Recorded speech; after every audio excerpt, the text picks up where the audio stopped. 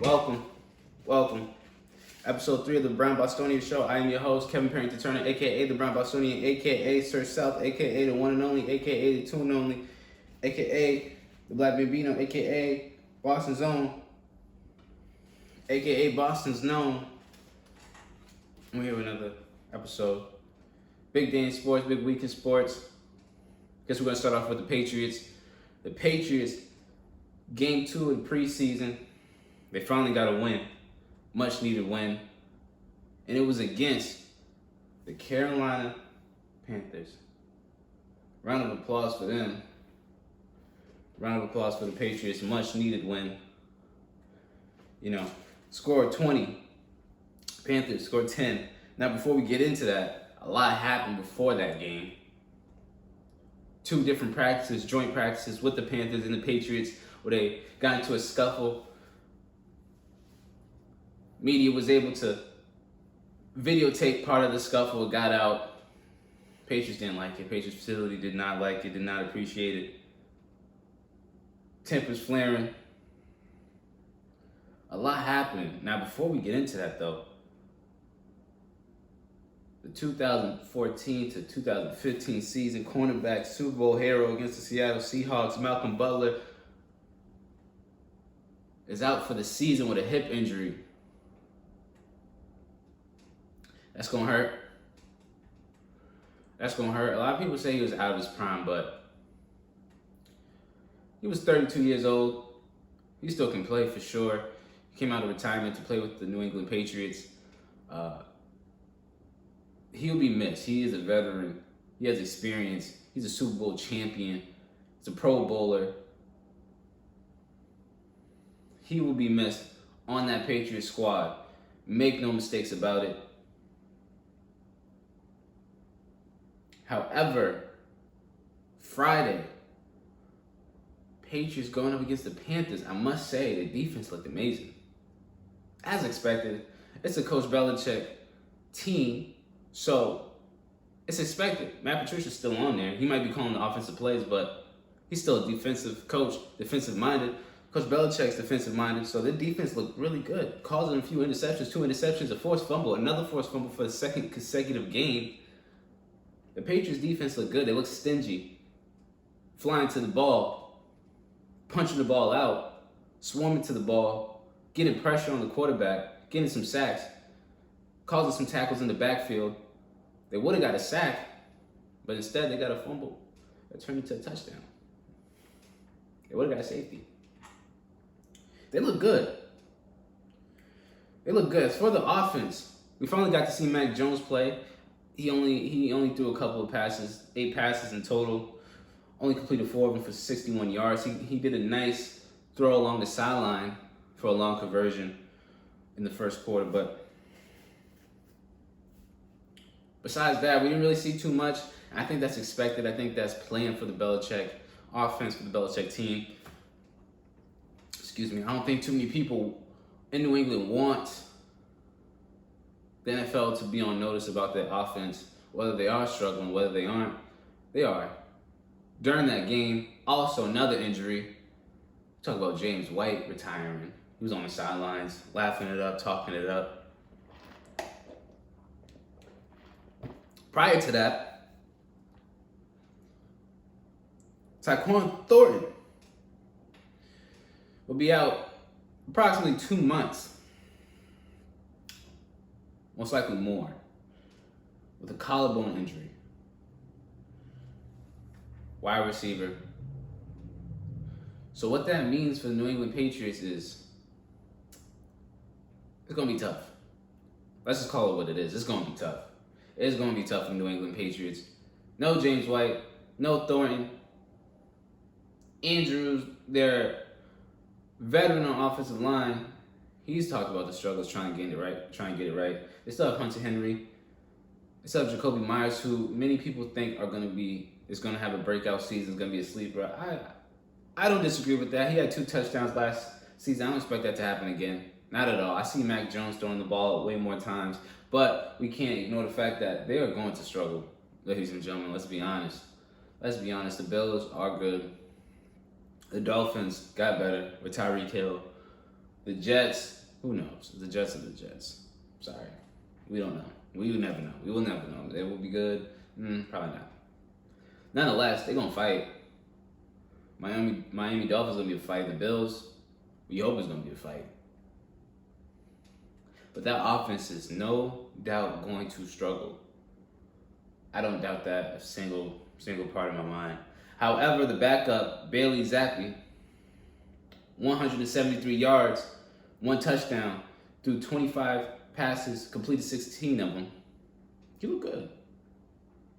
You look good. We didn't see too much of, or at all, of any Baker Mayfield. Couldn't tell you what that's all about. Nonetheless, the next game, August 26th, Friday, at 8:15. It's going to be on the road. It's going to be on the road. We'll see. I'm trying not to put too much pressure on this preseason. But what I got out of it so far is simple. The offensive team is looking rough. I don't think that's a surprise. I don't think I'm pushing the needle with this one. When I said I got a chance to go to the training camp and see the Patriots offense play and they struggled, they did. The defense looked good. Jalen Mills, Matthew Judon, Jack Jones, they look good. They look good. Hopefully Damian Harris can make some big plays, but we've seen with Stevenson, he's coming alive. So we're really going to have to see. That running back battle is going to be tough. They don't no longer have a veteran, so it's going to be interesting. Hopefully Hunter Henry can step up. Hopefully we can see a lot of good things from that offense. But one thing we got to figure out is who's calling the offensive plays. To me, I would much rather prefer Bill Belichick now. Matt Patricia, great coach, and I'm going to get into that in a second. Great coach, but he's a defensive-minded coach. Let's be honest. When he was with the Detroit Lions, things didn't go that well. They did not go that well at all. He got fired before he could finish his third season. Finished 13-29. Didn't make the playoffs. Did beat the Patriots, I will say that.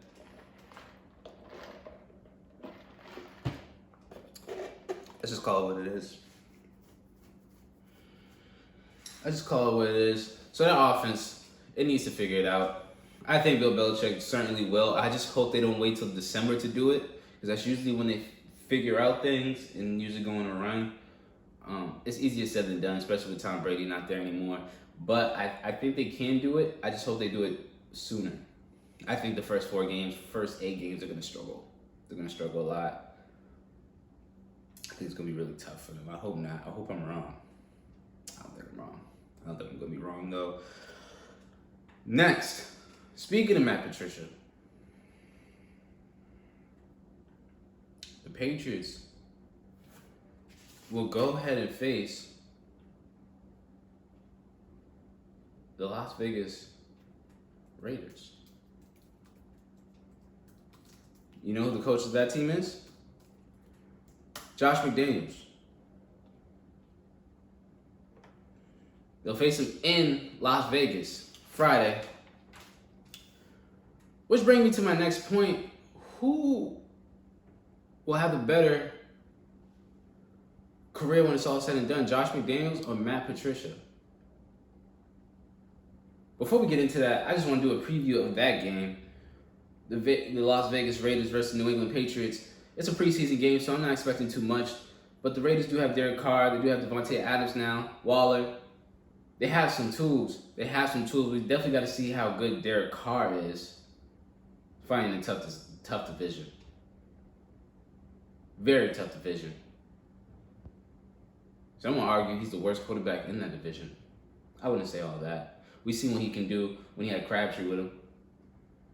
We see what he can do when he has his tools with him. Josh McDaniels is an offensive-minded coach. I think they'll figure it out.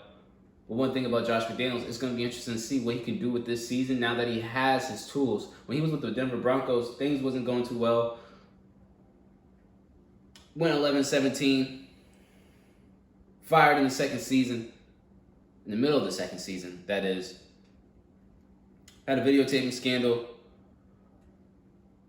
Jay Cutler asked to be traded quickly after McDaniels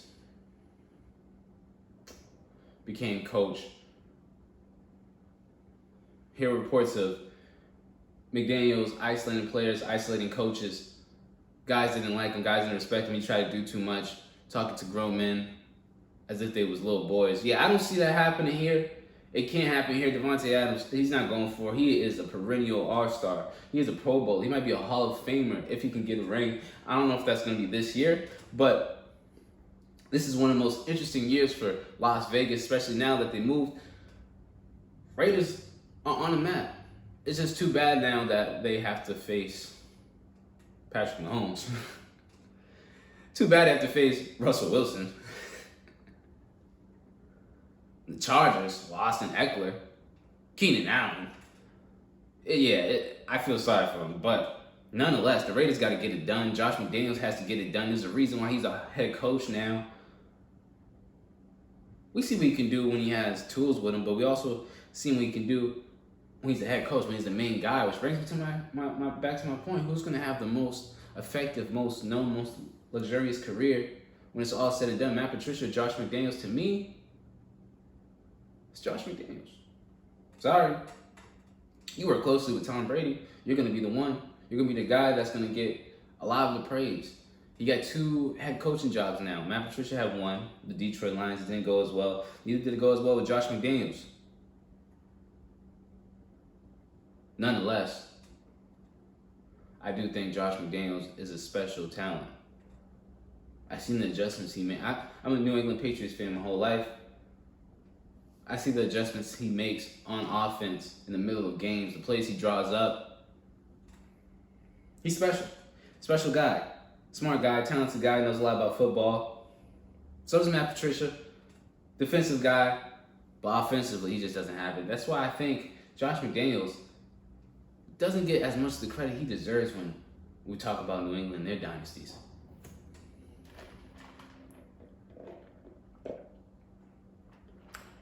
That's just how I feel. So if you ask me, who's going to have the better career when it's all said and done? Josh McDaniels and Matt Patricia? It's got to be Josh McDaniels, hands down. Moving on. Let's get to the Celtics. Saturday, Jayson Tatum, Celtics All-Star. He's had a busy offseason. Threw a few camps. Was in Pro-Am in Seattle, thanks to Jamal Crawford, which ended in the first half due to wet floors in the gymnasium. It was a packed house all over Instagram, all over YouTube. LeBron James was there. Isaiah Thomas was there. DeJounte Murray was there. Packed house, Pro-Ams. You gotta love it. Best part of the summer is Pro-Ams. Coming to every hood near you for the kids to see. People who couldn't afford tickets getting to see their favorite players in action. Unfortunately, it ended in first half, but Jayson Tatum did say he plans on bringing Deuce with him, his son, and himself there next year. So I'm looking forward to that. He went crazy, dropped 20 in the first half, didn't miss. I think he missed one shot, one deep range shot. He was on fire. But also, an interview came out yesterday, but there was clips that came out over the weekend with Taylor Rooks. Hey, Taylor Rooks. Love Taylor Rooks. The beautiful Taylor Rooks from Bleacher Report. In an interview, Jayson Tatum told her a few things that was interesting. He said for about 2 months, if I'm not mistaken, Jayson Tatum played with somewhat of a fracture in his wrist. He re-aggravated in the playoffs, and he played with it. I believe it. You got to remember how much time Jayson Tatum played in the playoffs, playing back-to-back seven-game series against the Milwaukee Bucks and the Miami Heat, playing so many minutes. He looked fatigued by the time they got to the Warriors. He said he was miserable after he lost that championship. I also believe it. I also relate being a very laid-back person. Very laid-back person. And people kind of take that for granted, thinking you don't care. It's not the truth. I actually think the people who are the most laid-back care the most. That's just how I feel. Behind closed doors, they're the ones working hard. They just don't announce it. Nonetheless, that makes me wonder what's going to happen this regular season. Jayson Tatum has been busy. He has been busy this off season. He's been around the world. He's been around the country playing ball, hoops, reaching out to the communities. Jaylen Brown was in the hood last weekend. Marcus Smart was on that same court at Harambe Park in Dorchester. Shout out to Dorchester. He was there last summer. They've been out here reaching out. Shout out to those guys. But Jayson Tatum, man, I expect him to go crazy next season. Superstar. Perennial superstar. Averaging close to 30. That's what I expect. He says he's healthy now. Says he's good now. We saw in that pro-am what he was able to do. Running the floor. Passing dimes. Hitting threes. His handle was on point, as it always is. Big shouts to Jayson Tatum. Big shouts to Jaylen Brown. Big shout out to LeBron. DeJounte Murray, and big shout out to Jamal Crawford. For those who don't know, that pro-am has been going on for years. If you're a real basketball fan, you know. Ball is Life, hoopmixtape.com, Overtime. If I'm missing someone else, my apologies. But if you know, you know. That pro-am ain't nothing new. Crawford's been giving back to the community of Seattle, his hometown, and it's just beautiful to see. Nonetheless, man, that's all we got for sports. The URL by the Bayou card, I've heard a few things. I heard Kyd Slade versus Shotgun Suge was a good one. I heard some might say Kyd Slade edged every round of Shotgun Suge. I hope so. Shout out to New England. Shout out to Kyd Slade. Shout out to Connecticut. I heard, spoke to Jerry West on the battle of what was supposed to go down between New Jersey Twerk and Jerry West. It didn't go down. New Jersey Twerk, he posted on his Twitter saying it was a mishap with his family. I don't want to misquote, so I'm not going to get into it, but I hope everything is well with him, with his family. I wish the best. I see that they're trying to reschedule for New York next month. I hope that goes down. Hopefully I can be there. Love New York. Love New York. Besides that, I also heard Suge went off. Shotgun Suge went off against drugs. Shout out to drugs. Shout out to Suge Jersey.